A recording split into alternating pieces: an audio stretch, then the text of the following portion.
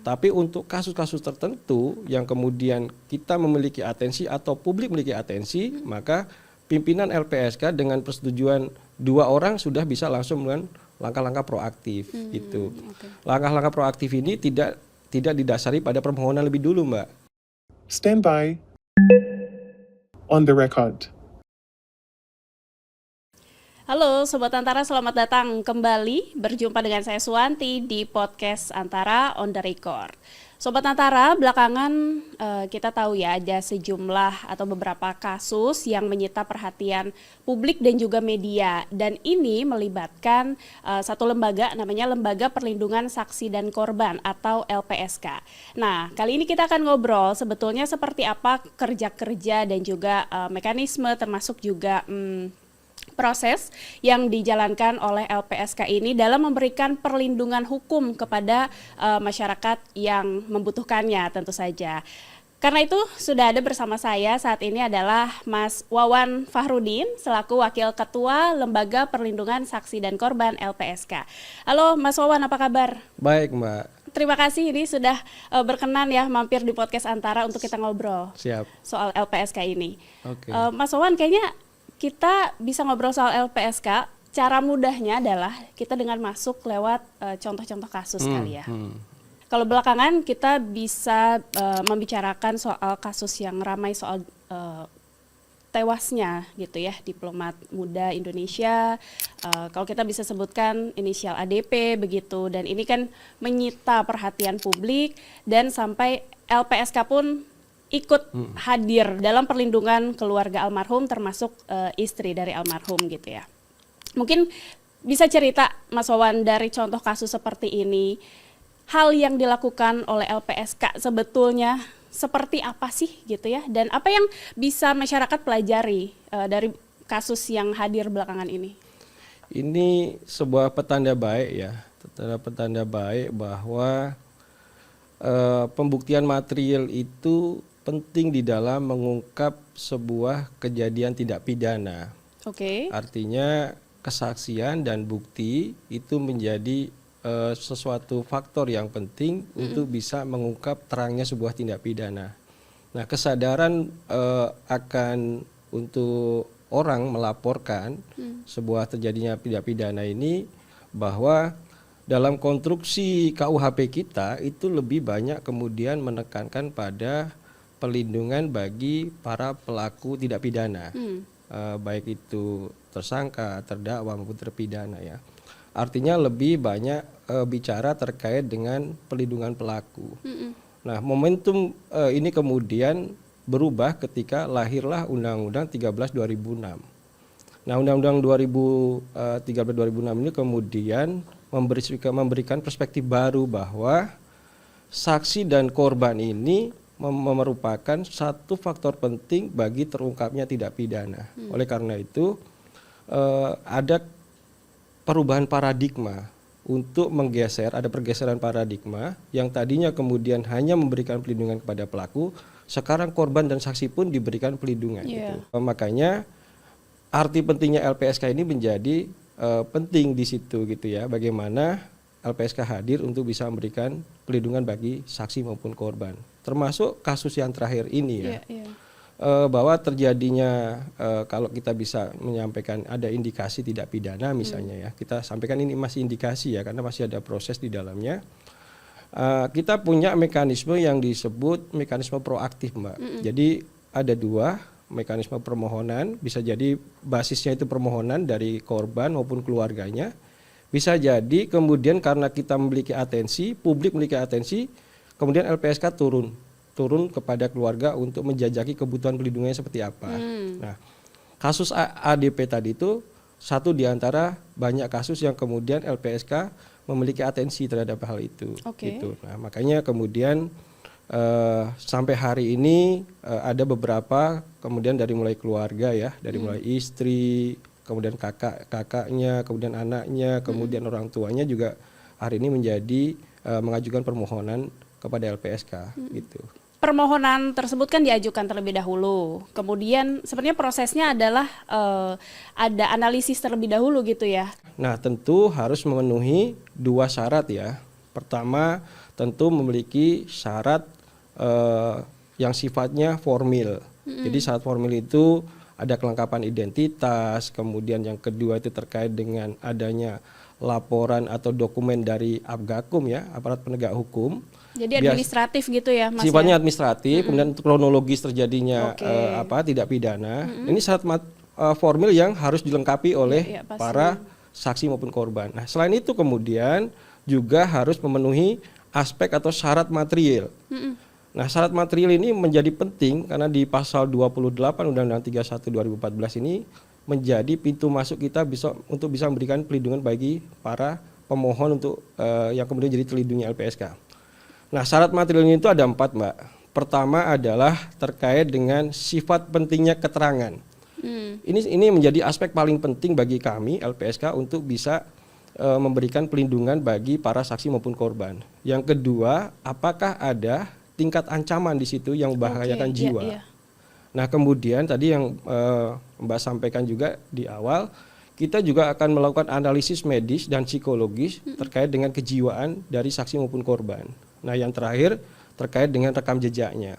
Apakah ini para korban ataupun saksi ini pernah menjadi pelaku tidak pidana, ini akan menjadi pertimbangan kita untuk bisa memberikan pelindungan. Kira-kira 2 hal itu yang menjadi syarat untuk bisa menjadi terlindungnya LPSK. Mas Wawan, tapi ketika bicara ini ada mekanisme proaktif begitu dan juga ada tadi lewat permohonan oleh saksi dan korban.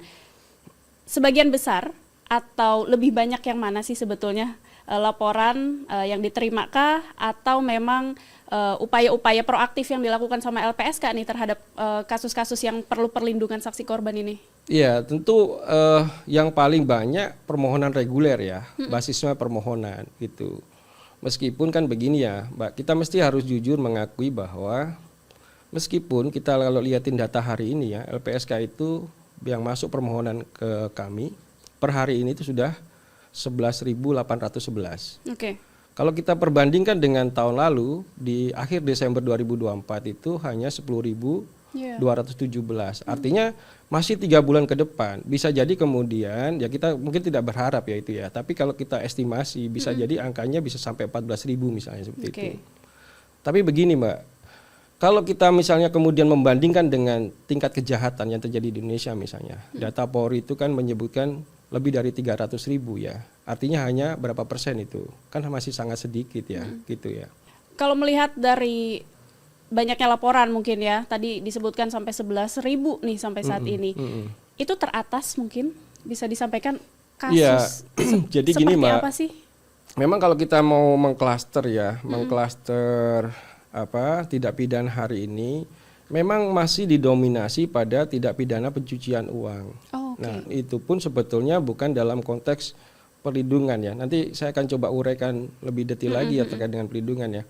Tapi korban TPPU ini seperti kayak investasi bodong, robot trading dan segala macam itu korbannya ini puluhan ribu Mbak. Iya. Puluhan ribu, kemudian karena dia termasuk kemudian tidak pidana pencucian uang, nah ini kan tidak pidana tertentu yang kemudian korbannya itu berhak dilindungi oleh LPSK karena dia tidak pidana pencucian uang ya. Nah, hanya saja kemudian mereka hanya meminta kita untuk menghitung restitusinya. Gitu. Jadi ganti kerugian gitu ganti kerugian yang dikenakan kepada pelaku ya. Nah, inilah yang kemudian dari 11.800 tadi yang saya sampaikan. Nah, 7.000 atau 6.800-an lah ya. Ini hanya restitusi dari TPPU. Gitu ya. Jadi itu. Nah, yang kedua itu yang terbesar adalah tindak kekerasan seksual anak. Angkanya spesifik bisa terhadap anak begitu? Ya betul. Itu bisa sampai mungkin ya saya coba cek datanya terakhir itu ada 1.119. Itu. Cukup besar ya? Cukup besar Mbak. Nah kemudian yang ketiga terbesar itu tidak pidana lain. Nah kenapa kemudian tidak pidana lain itu dilindungi LPSK? Jadi LPSK itu hanya melindungi korban dan saksi tidak pidana tertentu Mbak. Kalau kami sebutnya ada 9+1 lah ya. Biar kayak tren yang lain-lain itu kan. Kalau permainan begitu ya kemarin ya. Ada 17+8 gitu ya. Nah kami menyebutnya 9+1. Nah 9 itu tidak pidana tertentunya itu ada yang tadi itu ya kekerasan seksual, ada tindak pidana perdagangan orang, ada tindak pidana pencucian uang, ada penyiksaan, terus kemudian ada terorisme, ada pelanggaran HAM berat gitu ya. Yang jumlahnya 9, yang pada prinsipnya adalah tindak pidana terorganisir gitu. Nah, plus 1 itu tindak pidana lain kemudian korban maupun saksinya terancam jiwanya. Nah, ini kemudian menduduki posisi ketiga terbesar. Setelah tadi itu TPPU, kemudian KSA ya, kekerasan seksual anak, dan tindak pidana lain tadi gitu. Itu 3 terbesar hari ini masuk permohonannya ke LPSK. Ini kan permohonan berarti dari seluruh Indonesia ya, sampai 11.000 di saat ini begitu ya. Sementara LPSK ini adalah lembaga yang bekerja di pusat di Jakarta tentunya saat ini. Kemudian gimana nih cara untuk bisa menjangkau permohonan-permohonan yang mungkin datangnya ini dari daerah atau proporsinya apakah memang lebih banyak yang dari Jakarta dan sekitarnya atau di daerah juga memang banyak, kemudian cara menjangkaunya seperti apa untuk sampai bisa diselesaikan, diberi perlindungan gitu, Mas? Iya, memang sampai hari ini tuh setelah 17 tahun LPSK berdiri ya Mbak, kami baru memiliki 5 kantor perwakilan. Satu di Jogja, kemudian di Medan, 3 kita aktivasi di tahun ini tuh di Semarang, Surabaya, dan Kupang. Baru 5 gitu. Nah, pemilihannya atas dasar apa sih kelima wilayah ini, Mas? 5 wilayah ini kita pilih pertama tentu dengan melihat jumlah tindak pidana terbesar ya di situ ya, jumlah permohonannya paling besar, kemudian penduduknya banyak, kemudian luas wilayahnya juga luas gitu ya. Makanya kemudian itu menjadi target kita untuk mendirikan kantor perwakilan. Idealnya memang kita menginginkan supaya seluruh provinsi minimal itu ada kantor LPSK. Karena kan tindak pidana ini kan bukan hanya terjadi di perkotaan, apalagi cuma di Jakarta misalnya ya. Apalagi akses keadilan ini kan menjadi hak semua warga negara. Betul, gitu. Pasti. 3 tahun terakhir ini kemudian kita membangun sebuah komunitas yang kita sebut pelindungan saksi dan korban berbasis komunitas. Nah, jadi masyarakat yang bergerak di situ. Ya betul. Jadi ada semangat voluntary, ada semangat berbasis gotong royong gitu ya. Mereka bergabung dalam komunitas yang disebut Sahabat Saksi dan Korban. Sampai hari ini sudah ada di 14 provinsi dengan jumlah relawan itu lebih dari 1051 sebetulnya pasnya itu. Gitu. Jadi inilah kemudian yang membantu kami untuk bisa memberikan atau membantu ketika ada saudara-saudara mereka di lingkungan sekitarnya itu ketika menjadi korban tindak pidana. Gitu. Apa kemudian yang dilakukan nih Mas Wawan? Karena kan kalau LPSK jelas ya satu kelembagaan tersendiri, kemudian bisa punya wewenang untuk memberikan perlindungan hukum di situ ya. Kalau para sahabat saksi dan korban ini apa yang kemudian bisa dilakukan? Pada dasarnya mereka memang pekerja-pekerja kemanusiaan, Mbak. Mereka adalah NGO ya, atau mereka LSM, mereka pekerja kemanusiaan gitu. Memang sehari-hari mereka melakukan pendampingan terhadap kerja-kerja kemanusiaan gitu ya. Nggak mesti korban tindak pidana gitu. Tapi dengan keberadaan LPSK kemudian mereka membantu. Misalnya begini. Kalau misalnya terjadi ada tindak pidana di sekitar mereka gitu ya, mereka akan membantu mengajukan permohonan. Kan permohonan kami itu kan sifatnya itu kan sudah membuka semua kanal ya. Sudah kita punya sistem namanya Simpusaka, bisa diakses mana saja, bisa berbasis WA, bisa email, bisa bisa surat, bisa datang langsung, bisa perwakilan. Macam-macam sebetulnya ya, meskipun jarak pasti akan jadi pengaruh ya. Betul. Tapi minimal ketika itu mereka melakukan ada korban dan butuh pendampingan cepat, kita bisa meminta mereka. Kita akan memberikan surat tugas kepada SSK untuk bisa memberikan pendampingan awal gitu. Nah biasanya untuk yang sifatnya darurat gitu. Karena mereka berbagai macam profesi nih Mbak, ada yang psikolog, ada yang dokter, ada yang akademisi, ada yang lawyer gitu ya. Nah itu biasanya kita minta bantu mereka sebelum LPSK turun. Tadi kan bicara soal pelibatan masyarakat ya, jadi LPSK sebagai perpanjangan tangan mungkin ya kita bisa bilang persis. Ya. Kemudian ini kalau kita bicara LPSK punya bisa menjangkau kasus yang begitu luas begitu ya. Sebut saja tadi di kasusnya ada tindak pidana pencucian uang begitu. Kemudian ada kekerasan seksual terhadap anak begitu secara spesifik. Ini kan juga bisa melibatkan lembaga-lembaga lain nih. Iya. Kalau dari Mas Wawan sendiri melihat LPSK gimana sih perlunya atau pentingnya berkolaborasi kali ya lintas lembaga atau mungkin lintas sektor begitu dengan lembaga yang lain? Iya. Saya rasa penting ya, membangun sinergi itu bukan lagi penting tapi juga wajib ya menurut kami ya. Karena kan sifat pelindungnya LPSK ini kan sifatnya komplementer dan saling melengkapi ya Mbak. Bagi saya pribadi, ketika kemudian terjadi tindak pidana di satu wilayah, mestinya menjadi tanggung jawab pertama dan utama adalah dari pimpinan daerah di tempat tersebut gitu ya. Ada satu praktik baik yang terjadi di beberapa daerah itu yang kemudian bisa patut untuk ditiru di daerah-daerah yang lain ya. Saya sebut aja misalnya di Bekasi Mbak. Bekasi itu ada seringkali kemudian terjadi tindak pidana pengeroyokan. Jadi orang jalan kaki tiba-tiba nggak tahu salah apa kemudian disiram air keras, tiba-tiba Oleh dikeroyok. orang tidak dikenal gitu ya. Tiba-tiba dibacok gitu ya. Nah, ini kan di dalam perspektif LPSK kalau kita mengacu kepada Undang-Undang 31 ini kan bukan termasuk tindak pidana tertentu. Ya, yang kemudian korban maupun saksinya tidak bisa kita berikan pelindungan. Tapi ada kemudian kebijakan dari pemerintah daerah Bekasi itu dengan rekomendasinya LPSK mereka bisa memberikan bantuan medis gitu. Hanya cukup dengan rekomendasi LPSK gitu. Nah harapannya kesadaran pemerintah daerah itu juga terbangun di daerah-daerah yang lain gitu ya. Ini bentuk sinergi yang nyata. Yang kedua kaitannya dengan tadi ya terutama untuk memberikan pelindungan itu kan bukan hanya pelindungan fisik, bukan hanya pemenuhan hak prosedural, tapi juga ada bantuan Mbak, ada bantuan medis, rehabilitasi psikologis, bahkan kita memberikan psikososial modal usaha ya. Nah biasanya kita bekerja sama dengan lembaga-lembaga yang kemudian punya concern di situ. Dalam kasus kekerasan seksual anak misalnya, seringkali kemudian kita rekomendasikan untuk ditangani DP3A di kabupaten kota tersebut atau UPT PPA di provinsi gitu ya. Kalau kemudian mereka tidak memiliki anggaran, kita akan bantu biaya transportasinya, gitu. Nah, sinergi-sinergi itu sebetulnya sudah kita lakukan dan berjalan sampai hari ini, gitu. Termasuk Sinergi dengan di DPR ini kan bermitra gitu ya dengan Komisi 13. Betul ya Mas ya. Ini gimana nih, karena Komisi 13 juga kan mendorong bahwa LPSK bisa disejajarkan dengan lembaga penegak hukum yang lain begitu, termasuk mendorong dengan adanya revisi RUU begitu ya, dari perlindungan saksi dan korban. Sejauh ini update-nya seperti apa nih Mas Wawan? Ya. Jadi memang ada 2 PR besar ya LPSK hari ini Mbak ya. Kita berharap bahwa DPR kemudian bisa mengakomodir termasuk salah satunya tuh masukan-masukan dari LPSK.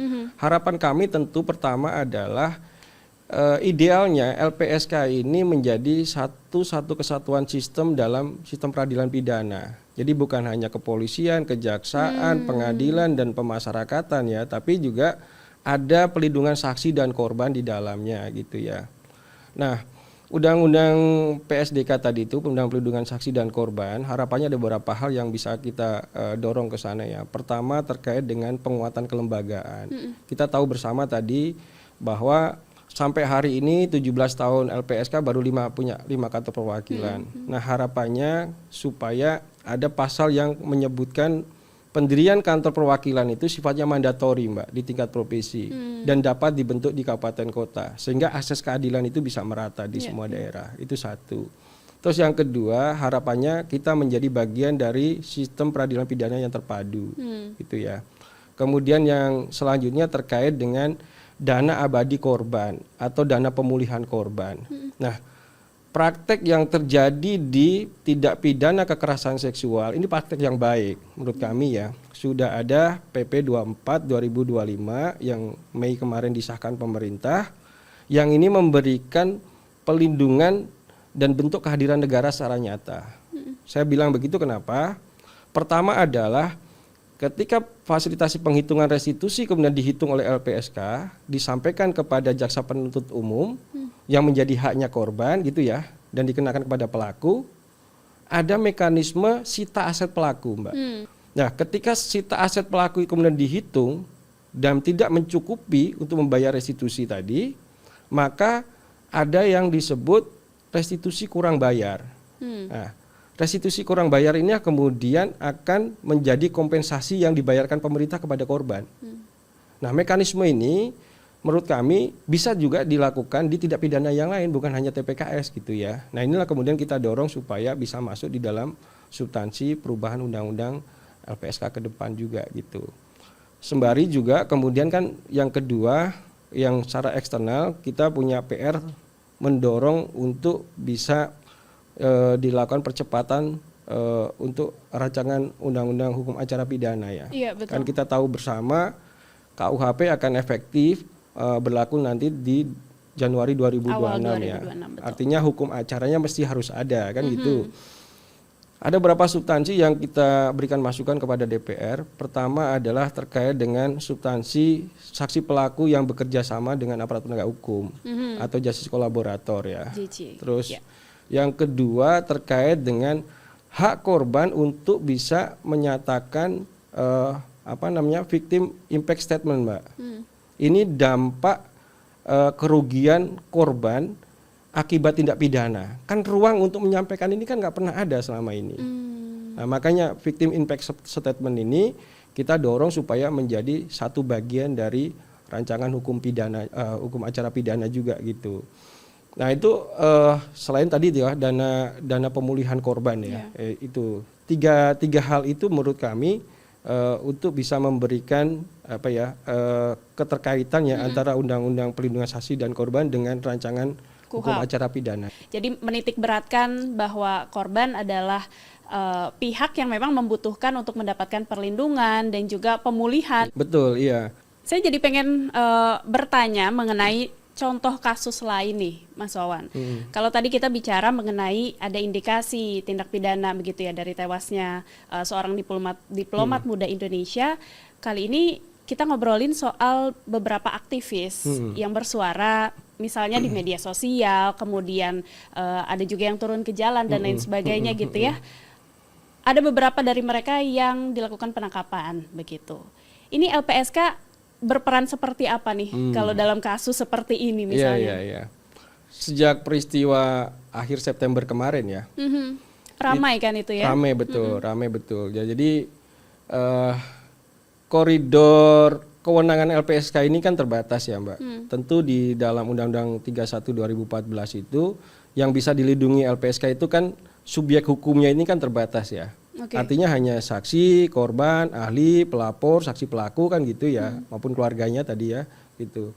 Nah, bagaimana dengan teman-teman aktivis itu yang menyatakan pendapat di depan publik kemudian ditangkap gitu ya, kan gitu.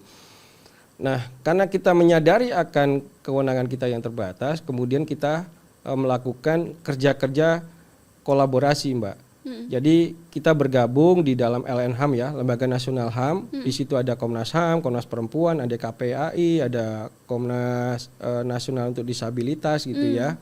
Kita bergabung di situ, kemudian melakukan kerja-kerja kolaboratif gitu. Jadi ada 7 termasuk LPSK, LNHAM itu yang kemudian melakukan berbagai upaya untuk melakukan investigasi dan pengumpulan fakta. Oke. Nah, sampai hari ini kemudian ada 17 permohonan yang sudah masuk ke LPSK dari teman-teman yang kemarin menyatakan pendapat itu gitu. Semua Jadi, aktivis ada 17 laporan ada berarti? 17 laporan, betul. Kalau kita klaster itu ada klaster korban, Oke. ada klaster keluarga dan ada klaster pendamping, Mbak. Itu ada di 6 kota besar itu. Dari mulai Jakarta, Makassar, kemudian ada di Surabaya, Jawa Timur ya, Kediri gitu ya. Kerja LPSK adalah untuk memberi perlindungan gitu ya terhadap saksi dan korban, yang mana seringkali tadi juga sudah sempat disinggung, seringkali bersinggungan dengan adanya ancaman-ancaman tertentu dan lain sebagainya.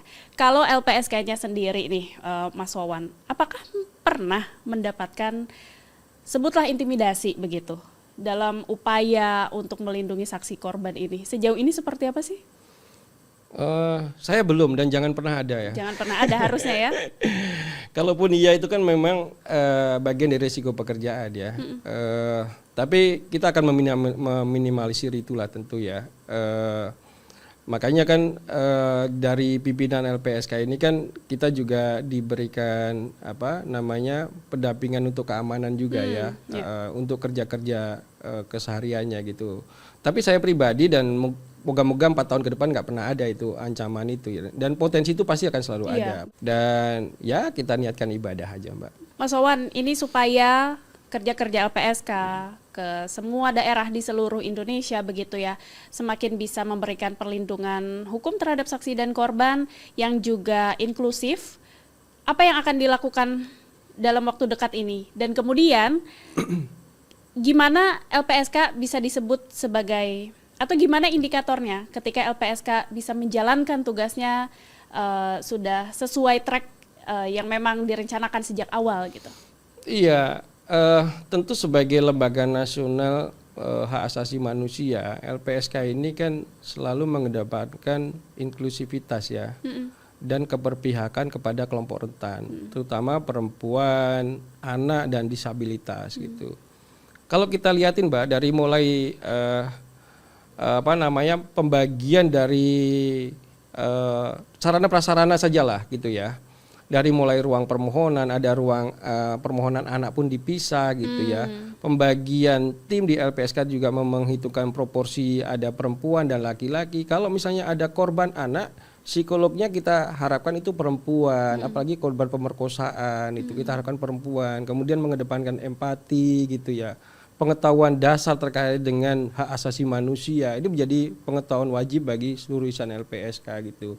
Jadi kalau soal inklusivitas pasti ini menjadi faktor penting yang harus kita kedepankan. Kira-kira yang gitu, memang Mbak. dijadikan prioritas begitu ya. Persis, iya. Oke, kemudian Mas Wawan, mungkin ada yang ingin disampaikan buat publik di seluruh Indonesia bahwa tadi jangan sampai takut begitu atau memiliki kekhawatiran untuk bertindak sebagai saksi, dan supaya mempunyai keberanian untuk bisa melaporkan, karena ini kan adalah sesuatu hal yang memang dilindungi hukum di Indonesia. Seperti apa pesannya? Iya, tentu harapan kami ya, masyarakat semakin sadar hak-haknya. Ada hak yang kemudian masyarakat memiliki ketika menjadi saksi dan korban, dan saya jamin dan pastikan bahwa negara melalui LPSK hadir untuk bisa memberikan perlindungan bagi mereka gitu. Dan itu saya menggaransinya. Menggaransi ya, karena memang secara regulasi hukum juga memang kita dilindungi ya. Iya. Begitu. Oke Mas Wawan, ini terima kasih banyak, kita sudah ngobrol Sama-sama, Mbak. tentang LPSK dan bagaimana kerja-kerjanya untuk memberikan perlindungan hukum ya kepada para saksi dan korban. Tentu saja kita bisa ngobrol di lain kesempatan. Terima kasih. Terima kasih Dengan senang sekali hati. lagi. Dan pemirsa Antara, itulah ngobrol saya dengan Mas Wawan Fahrudin selaku Wakil Ketua Lembaga Perlindungan Saksi dan Korban. Jangan lupa untuk menyimak podcast Antara di antaranews.com dan kanal YouTube Antara TV Indonesia. Kita akan jumpa lagi di episode podcast Antara berikutnya. Sampai jumpa.